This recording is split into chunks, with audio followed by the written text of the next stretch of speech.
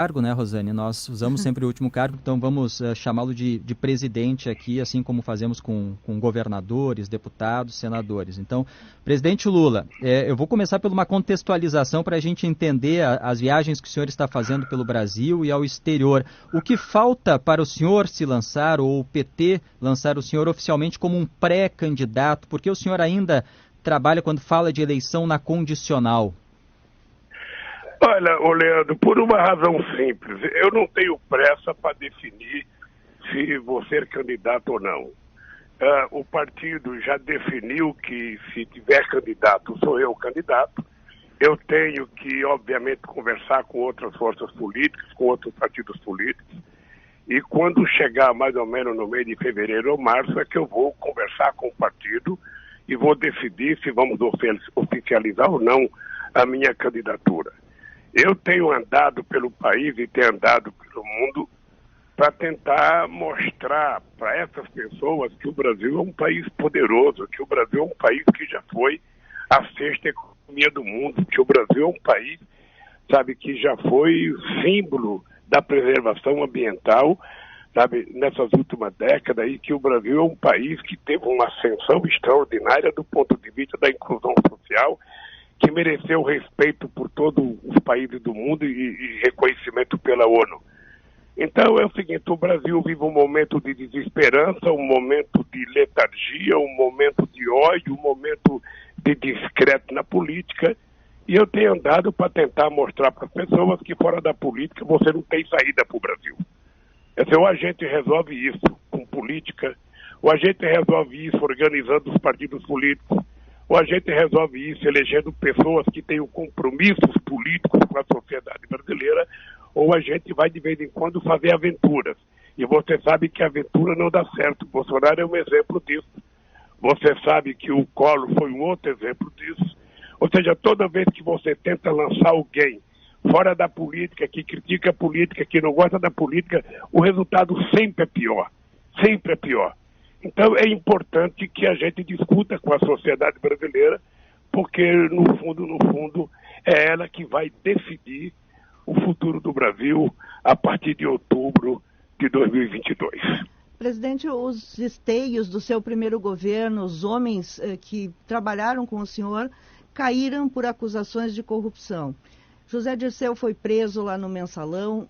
Palocci, que foi o seu ministro da Economia, ministro da Fazenda, acabou virando um delator da Lava Jato, fez acusações graves contra o senhor. Guido Mantega caiu também. Num eventual novo governo Lula, quem seriam os homens e mulheres fortes do seu governo e de que forma o senhor enfrentará as acusações de que a corrupção foi a marca do seu governo, tanto pelo Mensalão quanto pelo Petrolão? Eu espero que você seja porta-voz da marca do meu governo, Rosane. Você sabe que se teve um governo nesse país que combateu a corrupção e criou instrumentos de combater a corrupção, foi Lula e Dilma. Você sabe disso. Você sabe o que nós fizemos com a Controladoria Geral da República. Você sabe da lei da transparência. Você sabe da lei do acesso à informação que nós aprovamos. Você sabe da delação que foi nós que regulamentamos. Ou seja, nós criamos todos os instrumentos para fazer com que qualquer pessoa que praticasse corrupção, seja católico ou evangélico, seja petista ou de outro partido político, seja investigado corretamente e seja julgado corretamente. As pessoas que forem culpadas pagarão pelo crime, as pessoas que forem inocentes serão inocentadas pela justiça. É esse o critério que está estabelecido. Mas você, Rosana, você sabe perfeitamente que a marca do PT não é a corrupção. A marca do PT é a maior política de inclusão social da história desse país. É a maior geração de emprego da história desse país. É a maior reserva internacional da história desse país. Você está lembrado que quando eu peguei o governo, o Brasil estava quebrado, segundo os economistas. Nós tínhamos uma dívida de 30 bilhões de dólares com o FMI, nós tínhamos uma inflação de 12% e desemprego de 12%.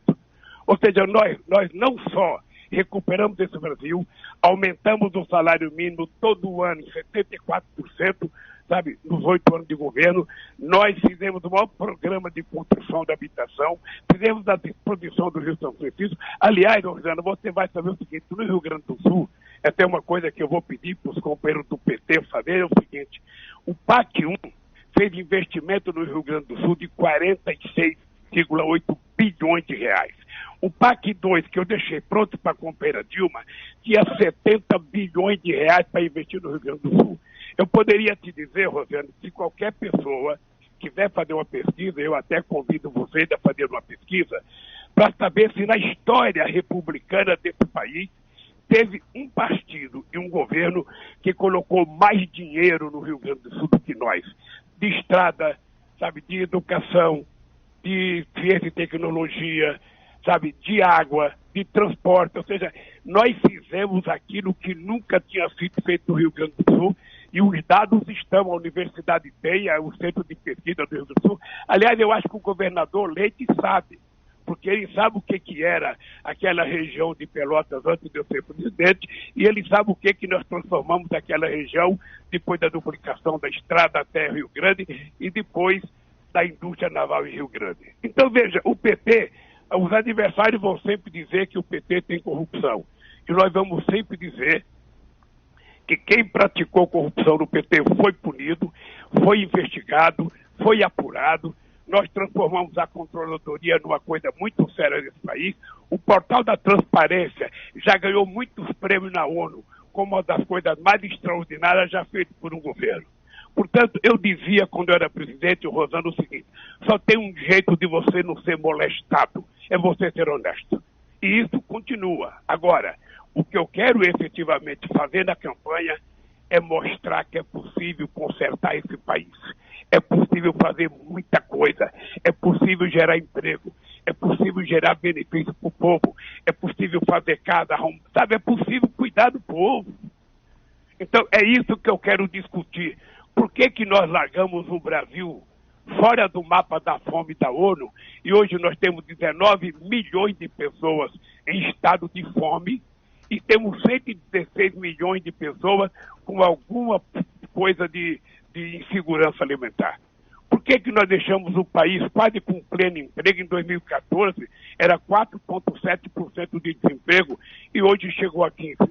Qual é a lógica dessa perversidade de destruição das conquistas do povo trabalhador? E eu quero provar que é possível recuperar o Brasil. Presidente, antes a gente tem uma lista de pontos aqui importantes envolvendo economia, questões sociais, educação, mas só para fechar essa questão que a gente abordou bastante aqui na nossa programação, ouvindo seus advogados, os procuradores, o próprio juiz durante o período da Lava Jato, né? Lembrando que o STF anulou as condenações porque entendeu que a Justiça Federal de Curitiba não tinha a competência formal, redefiniu o Distrito Federal como foro, então o senhor ainda tem processos em tramitação. O senhor pode concorrer em 2022, mas eu pergunto em relação à autocrítica, né? O senhor falou aí que entende que aquelas pessoas que cometeram ilicitudes foram investigadas e punidas. Qual é a autocrítica que o senhor faz como presidente, depois líder político na época do governo da presidente Dilma, em relação aos escândalos de corrupção? O que o senhor faria diferente? Olha, eu criaria mais mecanismos de proteção da coisa pública. Não tem o que fazer. O presidente da República, Leandro, o presidente da República não é policial, ele não é investigador. O presidente da República precisa receber informações e quando recebe informações, ele pede que as pessoas responsáveis cuidem disso. Vamos ser francos numa coisa aqui, a Rosiane fez a pergunta. O Palocci não saiu do meu governo por corrupção. No primeiro momento, só te corrigindo, ele saiu do seu governo num primeiro momento, sim, porque teve aquele problema do caseiro, daí depois que ele foi... Então, foi a briga do Ministério da Fazenda com o caseiro e eu tirei o Palocci. Eu pedi para o Palocci se afastar porque não era possível um ministro da Fazenda ganhar de um caseiro. Eu pedi para ele sair do governo. Tá? Depois o Palocci foi deputado e depois ele votou em 2011. Mas não está vinculado a alguma coisa, sabe, da participação dele no meu governo. Agora, veja, isso serve para o Palocci, serve para mim, serve para você, Rosiane. Se você estiver no governo e você cometeu um ilícito, você vai ser investigada. O que nós queremos? Que a investigação seja bem feita. O que nós não queremos é que seja um mentiroso como o Moro ou uma quadrilha como o do Dallagnol a fazer investigação. Isso nós já temos prova, mais do que provada, sabe, da vinculação dessa quadrilha com o Departamento de Justiça dos Estados Unidos. E o objetivo, vocês sabem qual era? Era destruir a indústria naval, e vocês estão vendo o que aconteceu no estaleiro de Rio Grande, era destruir a indústria de óleo e gás desse país. Olha como é que está o preço da gasolina. Não tem explicação econômica, não tem explicação científica, não tem explicação sociológica ou filosófica da Petrobras ter que ter preço internacional num país que é autossuficiente. Não tem noção o Brasil tentar distribuir esse ano mais de 65 bilhões de dividendos para os acionistas minoritários em detrimento do prejuízo do povo brasileiro. Que estupidez que é essa? Que Pois é, brincadeira essa que é questão essa? da política de preços da Petrobras é uma das perguntas que eu gostaria de fazer, né? Na época do seu governo não tinha tanta clareza quando ocorreriam os reajustes dos preços dos combustíveis. Agora foi estabelecida uma política de preços que é essa paridade internacional. Ao mesmo tempo, os preços dos combustíveis têm subido bastante e estão entre as principais pressões sobre a inflação. Os principais fatores são o petróleo e o dólar. Como é que o senhor agiria dentro dessa questão?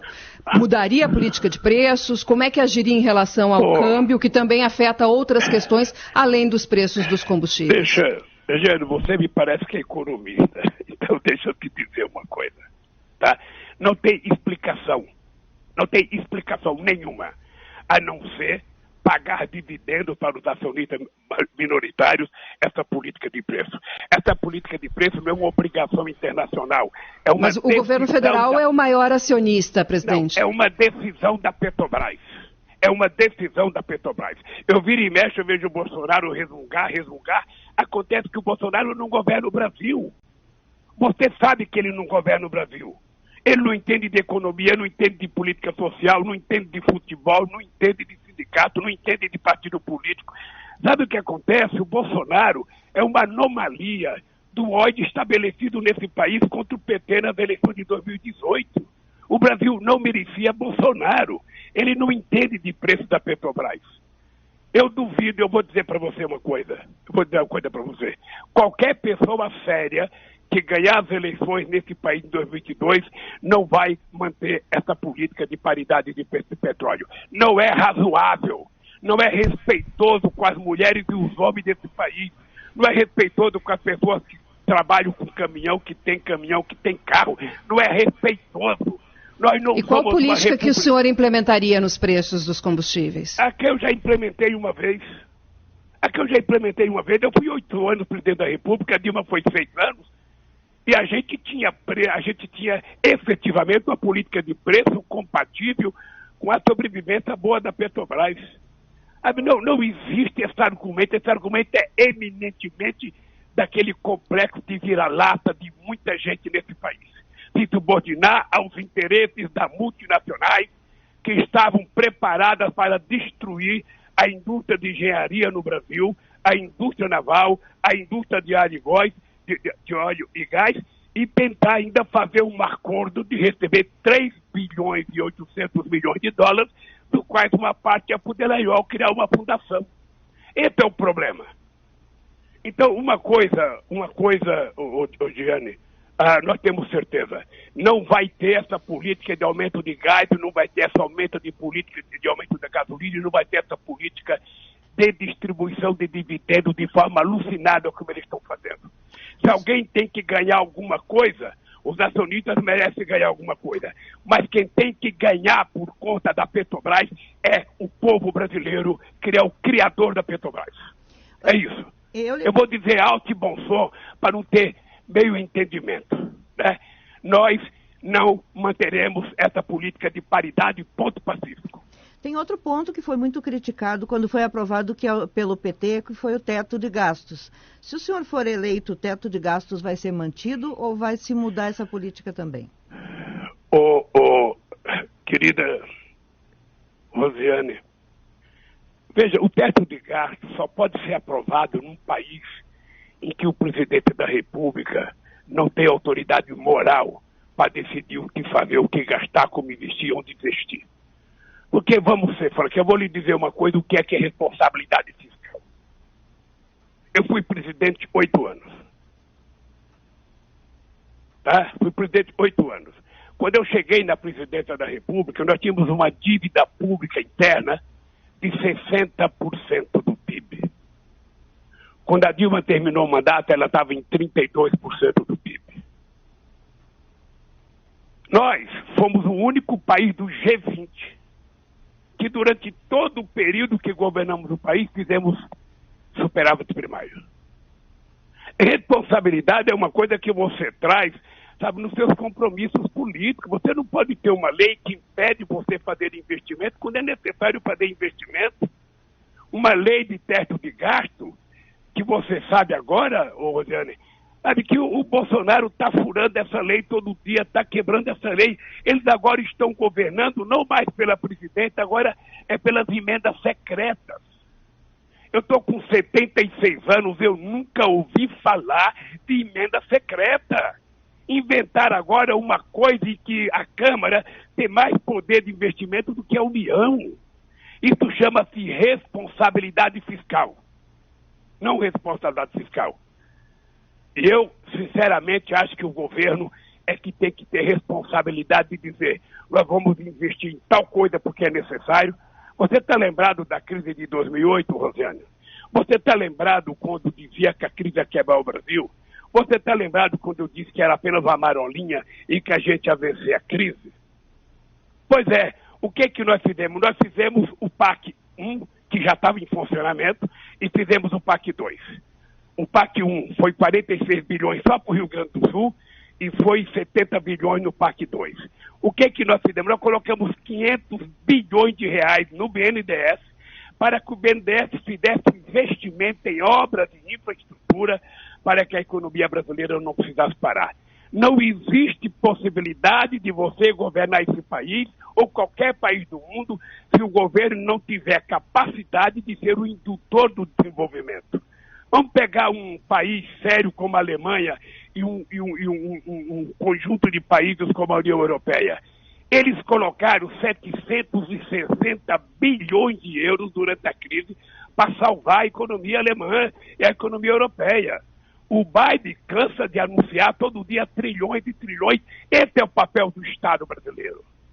Esse é o papel do Estado. Qual é o papel do Bolsonaro? É diminuir o Bolsa Família. É diminuir o Bolsa Família, quando na verdade este país tem que ter política de inclusão social, porque a fome voltou forte, o desemprego voltou forte, sabe? E a massa salarial caiu de forma assustadora. Então, nós vamos ter que fazer muito, mas muito esforço para que a gente tenha o Brasil.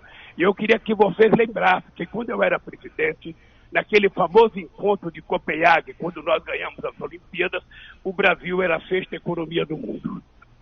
Hoje o Brasil é a 13ª economia do mundo. Ou seja, voltando a falar em economia, o maior desafio que nós temos atualmente na economia é a inflação, né? Voltando também a falar de inflação. E nós devemos fechar agora 2021 com uma inflação de 2 dígitos pela primeira vez desde 2015. 2015 foi o último ano que nós tivemos inflação de 2 dígitos no país. E esse problema vai se prolongar ao longo de 2022 e vai ter que ser enfrentado nos próximos anos, inclusive as consequências disso nas classes de renda menor. Entre os impactos que nós temos na inflação, os combustíveis nós falamos, nós temos o aumento da conta de luz, muito forte. Nós temos aumento de preços dos alimentos, o efeito em cascata disso. Como é que o senhor pensa em lidar com esse problema, esse desafio da economia? Ô, Giane, tem uma coisa importante, e obrigado pela tua fala, porque 50% da inflação hoje está subordinada aos preços controlados pelo governo. Portanto, o governo tem muita responsabilidade pela inflação, pelo preço da energia, pelo preço do gás, pelo preço da gasolina, pelo preço do óleo diesel. Então, o governo é responsável por metade. Olha, a crise que você tem na questão do alimento é porque você tem uma parcela menor das pessoas comprando. E ao invés das pessoas, e por conta da seca em algumas regiões, e por conta da falta de financiamento em outras, cai um pouco a produção, sabe, agrícola do país, sobretudo na questão de alimentos. Ou seja, que nós temos que incentivar, é reforçar a agricultura familiar, é colocar mais dinheiro, é fazer mais financiamento. Vocês estão lembrados quando veio a crise de 2008, que dizia que tinha uma crise de alimento e que nós descobrimos que não tinha crise de alimento, a crise era no mercado futuro, que estava comprando, sabe, muita coisa que ainda não estava produzida. O que nós fizemos? Vocês participaram. Nós criamos uma política chamada Mais Alimentos. As empresas agrícolas do Rio Grande do Sul se lembram. Nós vendemos naquele ano 80 mil tratores de 80 cavalos para salvar a indústria e criar uma política de melhoria da produção da agricultura familiar. Ô, gente, a crise, ela acontece para você resolver. Para que tem um médico? Não é para fazer consulta, é para curar as pessoas. Não é para fazer diagnóstico, é para dar o remédio certo. Para que serve um presidente da República? Para resolver as crises. Como é que você resolve a crise? Se você não sabe resolver, consulta o povo. O povo sabe. É por isso que no meu governo, Giane, eu fiz 74 conferências nacionais. Era conferência municipal, conferência estadual e conferência nacional para decidir as políticas públicas que nós íamos colocar em prática nesse país. Portanto, a única coisa que eu posso dizer para vocês é que o povo vai voltar a governar esse país. Quero saber do senhor a visão de democracia, né? O Brasil tem muitas visões diferentes sobre o que é democracia. E uma declaração do senhor recentemente numa entrevista gerou repercussão e daí eu aproveito a oportunidade para perguntar. Daniel Ortega, na Nicarágua, Nicolás Maduro, na Venezuela, o regime cubano, são democracias? Eu sinceramente, Leandro, eu fico às vezes pensando como é engraçado. Primeiro, eu não fiz comparação entre Ortega e Angela Merkel. Eu fiz comparação entre dois mandatos, ou seja, entre o parlamentarismo e o presidencialismo. Por que no parlamentarismo as pessoas podem ficar 20 anos, Margaret Thatcher ficou 16, Hamilton Kohl ficou 16. E por que no presidencialismo não pode? Foi esse o questionamento. A segunda coisa é o seguinte, a Venezuela acaba de fazer uma eleição agora, vocês devem ter acompanhado. Embora o presidente Maduro tenha feito a maioria de governadores, a verdade é que na somatória de votos a oposição ganhou. A oposição teve 52% ou 53% dos votos contra 40 e pouco do Maduro. Ou seja, significa que quando a oposição participa, ela tem chance e pode ganhar. Acontece que eles participaram em 10 partidos políticos, obviamente que dividiu a oposição e o Maduro ganhou. Então, mas no caso da Venezuela, presidente, é só porque, no caso da Nicarágua, só porque o senhor fez uma comparação entre parlamentarismo e presidencialismo, mas no caso específico, o que o Daniel Ortega fez foi prender os adversários. Essa é a diferença. Mas eu não vi vocês ficarem incomodados quando eu fui preso injustamente. Eu não vi vocês falarem que o Bolsonaro foi candidato comigo preso. O senhor pode ser, depois que ficou sabendo que tinha problemas, a sua condenação foi anulada, mas a época em que o senhor foi preso, o processo ocorreu, o senhor foi julgado, não é o caso dos adversários do Daniel Ortega. Rosana, deixa eu lhe falar uma coisa, eu estava preso quando a ONU em Genebra autorizou que eu pudesse ser candidato a presidente. Você sabe disso? A ONU disse que eu poderia ser candidato a presidente sob júdice, como outras eleições municipais anteriores tiveram 140 prefeitos que foram candidatos sob júdice. Aí o Barroso tomou aquela decisão de me enquadrar na lei de ficha limpa. Esse é o critério. Esse é o critério, ou seja, vocês não falaram nada quando prenderam o cara que estava em primeiro lugar nas pesquisas da opinião pública. Eu não era oposição.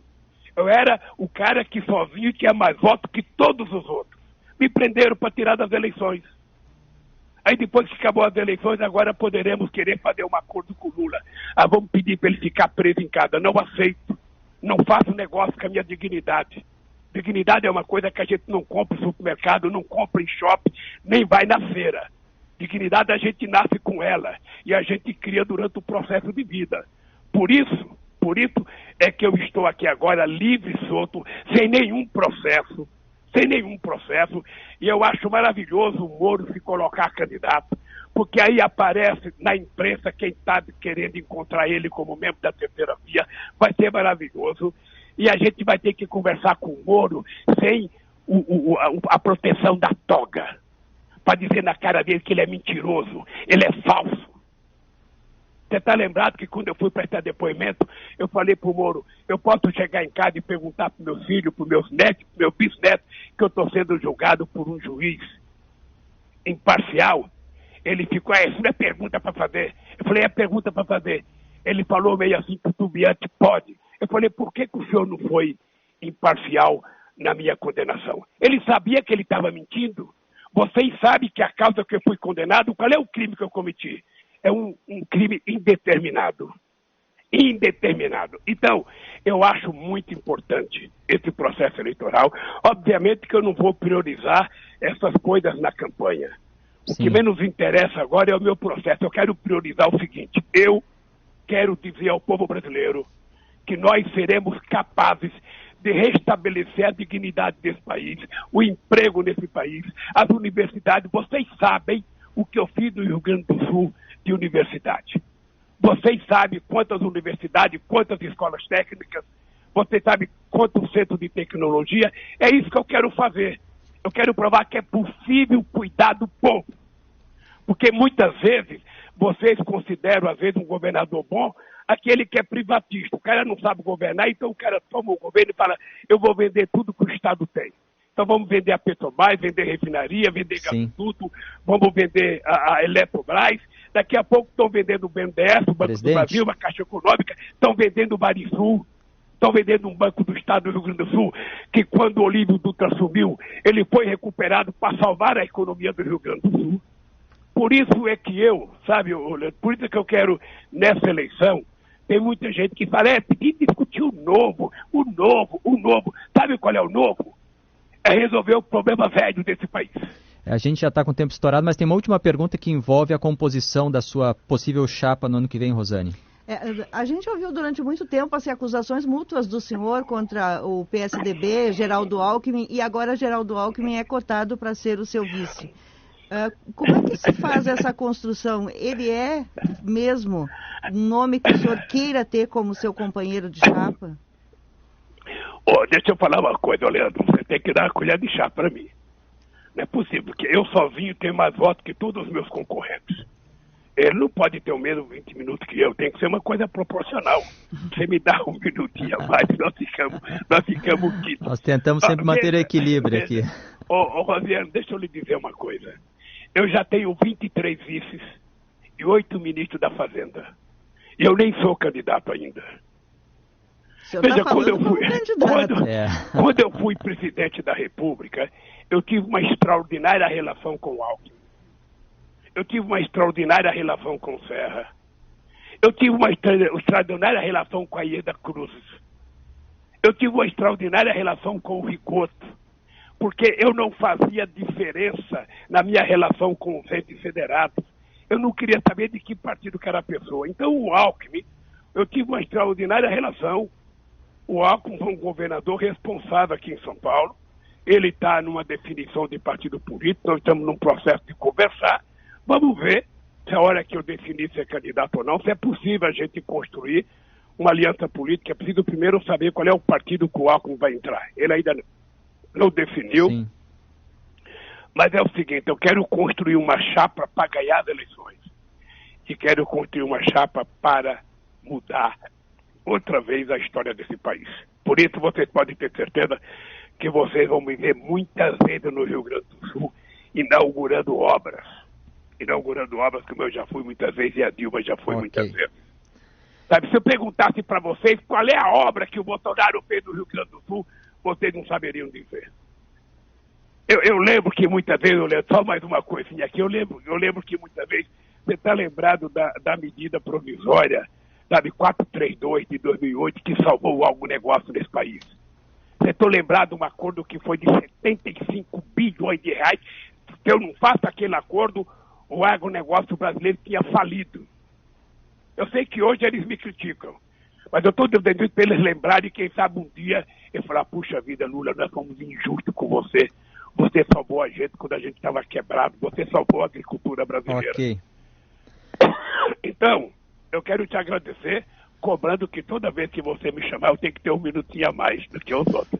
Daqui a pouco você vai levar um cara que tem... Teremos muito tempo pela frente ainda, até a próxima eleição, né? E todos os prováveis candidatos, e quando forem candidatos mesmo também consolidados nos partidos, todos terão sempre o espaço aqui, um espaço de discussão dos temas do Brasil.